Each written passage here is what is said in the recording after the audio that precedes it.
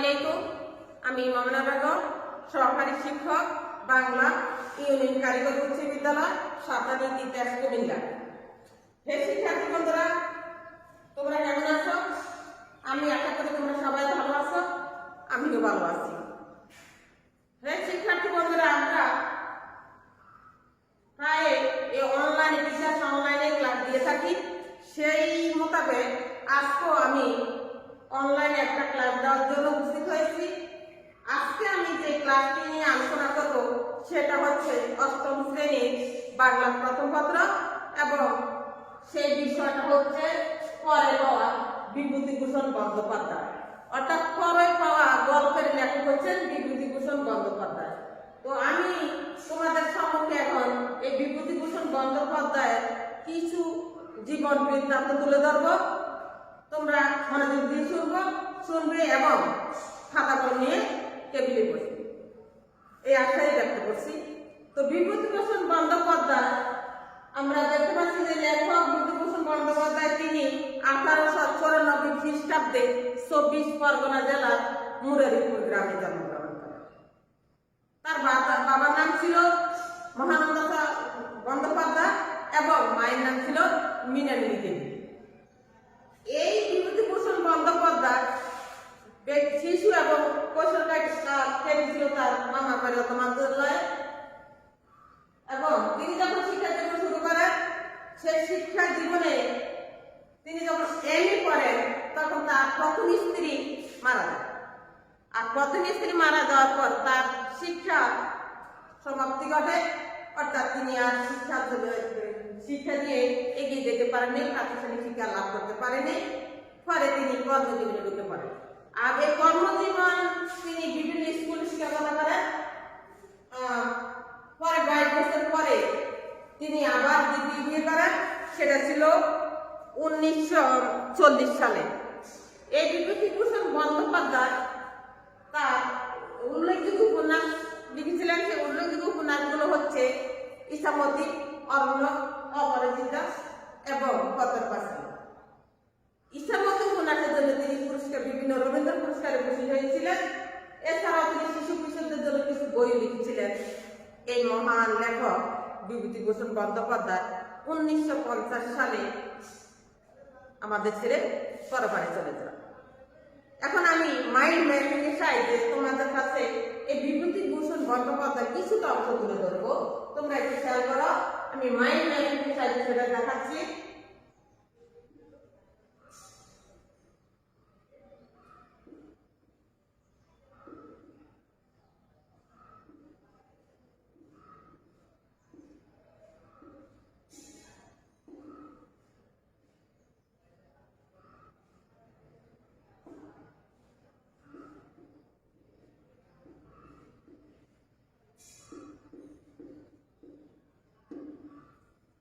বিভূতিভূষণ বন্দ্যোপাধ্যায় জন্মগ্রহণ করেন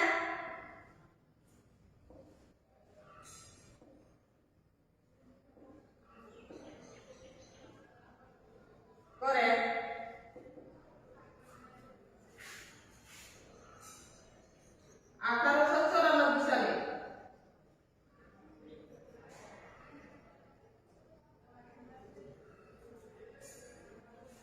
মায়ের নাম ছিল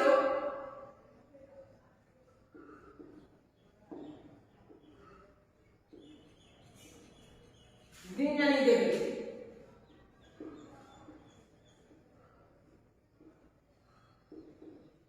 দেবী।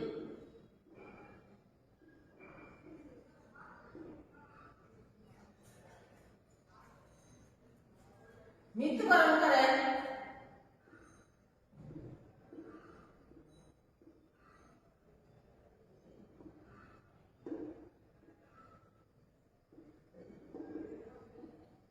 1950 সালে।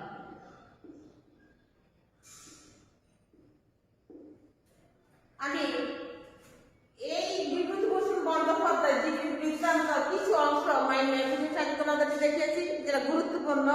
অর্থাৎ তিনি জন্মগ্রহণ করেন 1894 খ্রিস্টাব্দে, মৃত্যুবরণ করেন 1950 খ্রিস্টাব্দে, এবং মায়ের নাম ছিল মৃণালিনী দেবী।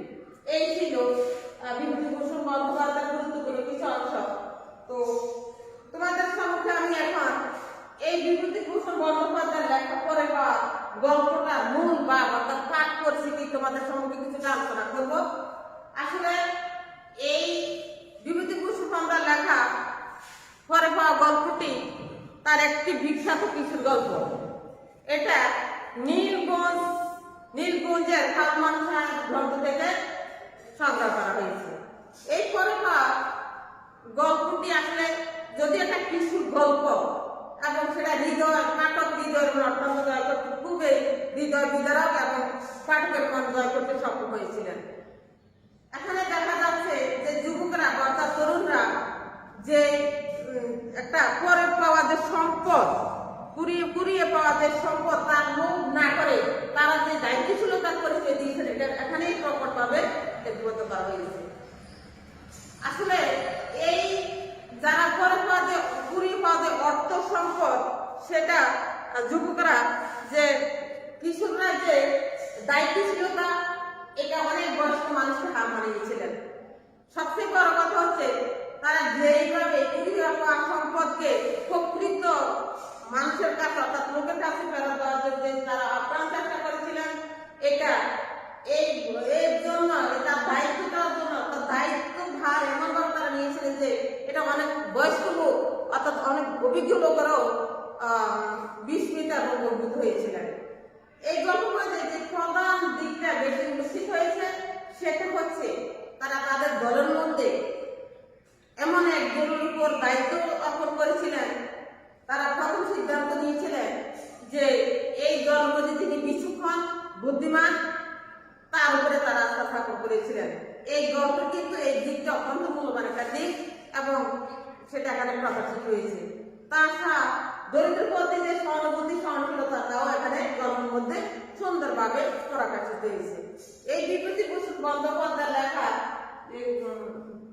পরে পাওয়া গল্পটা মূল পরিস্থিতি পাঠ পরিস্থিতি আমি তোমাদের কাছে তুলে ধরলাম। আশা করি তোমরা সেটা ভালোভাবে বুঝতে পেরেছ এবং মনোযোগ দিয়েছ। আমি এখন তোমাদের সম্মুখে এই বিভূতিভূষণ বন্দ্যোপাধ্যায়ের লেখা পরে পাওয়া গল্পটি কিছু অংশ আমি পাঠ করব। তোমরা সেটা মনোযোগ দিয়ে শুনবে আশা করি। তা আমি তোমাদের সম্মুখে এই বিভূতিভূষণ বন্দ্যোপাধ্যায়ের লেখা পরে পাওয়া গল্প কিছু অংশ পাঠ করছি। সেটা হচ্ছে পরে পাওয়া বিভূতিভূষণ বন্দ্যোপাধ্যায়। কাল বৈশাখীর সময়টা আমাদের ছেলেবেলার কথা। বিদু সিধু নিদু তিনু বাদল এবং আরো অনেকে দুপুরের বিকট গরমের পর নদীর ঘাটে নাইতে গিয়েছিল। বেলা বেশি নেই। বিদু আমাদের দলের মধ্যে বয়সে বড়। সে হঠাৎ কান খাড়া করে বলল, ওই শুন। আমরা কান খাড়া করে শুনবার চেষ্টা করলাম। কিছু শুনতে বা বুঝতে না পেরে বললাম, কি রে? বিদু আমাদের কথার উত্তর দিল না। তখন কান খাড়া করে রয়েছে। হঠাৎ আবার সে বলে উঠল, ওই শুন। আমরা এবার শুনতে পেরেছি দূর পশ্চিম আকাশে ক্ষীণ গুড়গুড় মেঘের আওয়াজ। নিধু তাচ্ছিলের সঙ্গে বলল, ও কিছু না। বিদু দমক দিয়ে উঠল, কিছু না মানে? তুই সব বুঝিস নাকি? বৈশাখ মাসের পশ্চিম দিকে ওরকম মেঘ ডাকার মানে তুই কিছু জানিস? জল উঠবে, এখন জলে নামবো না কাল বৈশাখী। আমরা সকলে তৎক্ষণাৎ বুঝতে পেরেছি ও কি বলছে। কাল বৈশাখী জল মানে আন্দোলন। বাড়িদের মাঠের বাগানে চাপাতলির আমলি অঞ্চলে বিখ্যাত মিষ্টি কি এই সময় পাকে জ্বর উঠলে তার তলায় সবাই ভিড় তেমনি যে আগে গিয়ে পৌঁছাতে পারে তারই জ্বর সবাই বললাম তবে তাকে।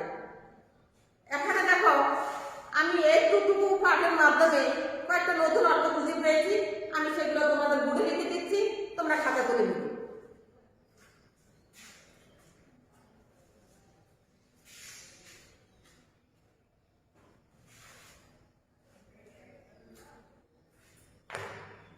দেখো প্রথম আমি একটা শব্দ পেয়েছিলাম নাইকে। তোমরা সাধারণত নাইকের শব্দের অর্থ অনেকেই জানো, তবুও আমি তোমাদেরকে দেখিয়ে দিচ্ছি। নাইকের শব্দের অর্থ গোসল করতে।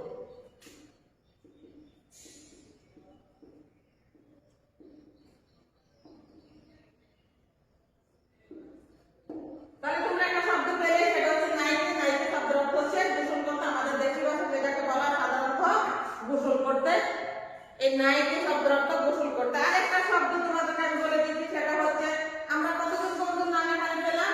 একজন হচ্ছে গিদু, সিধু, নিদু, তিন্নি, তিনু এবং বাদল। এই 4 জন বন্ধু আমরা এখানে পেলাম, 5 জন। তো খাড়া করা মানে কান খাড়া করা মানে কথা শোনা, কান কান খাড়া করা। তারপর শব্দ হচ্ছে হঠাৎ। হঠাৎ শব্দের অর্থ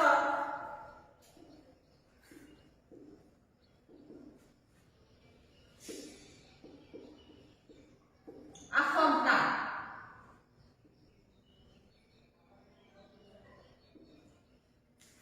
এরপরে আরেকটি শব্দ আমি পেয়েছি, সেটা হচ্ছে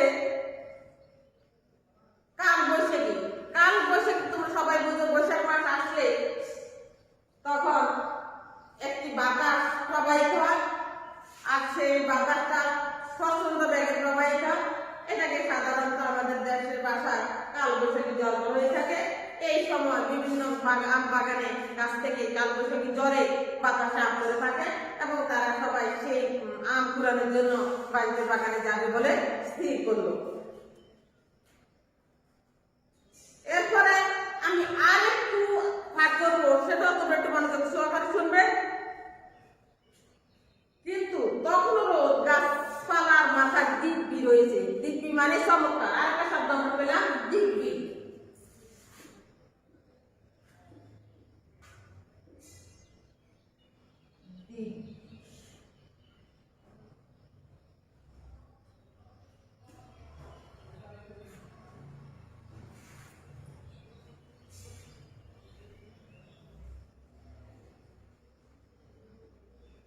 চমৎকার।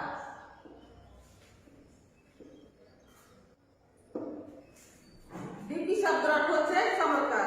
সেই শিক্ষার্থী বন্ধুরা, আজকের ক্লাসটা আমি এখানে শেষ করছি। আল্লাহ হাফেজ, তোমরা সবাই ভালো থেকো।